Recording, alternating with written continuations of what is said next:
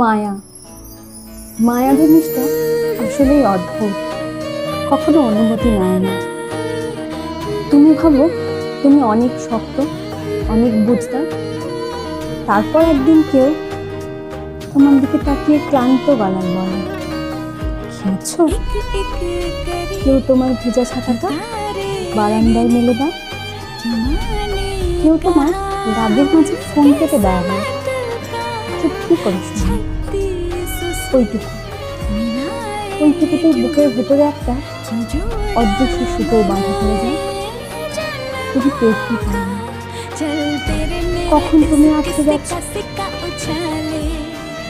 একবার মায়া লেগে গেলে পৃথিবীটা ছোট হয়ে যায়, আর ভিড়ের মাঝে একটা তার হাসিটা দেখলে দিনটা ভালো। মানুষটার অস্তিত্বটা তখন সব থেকে বড় পাওয়া যায়। আর সে পাশে আছে জন্য এটা মনে হয় ব্যাস, তোমার পুরো পৃথিবী তোমার পক্ষে আছে। নমস্কার, লেখা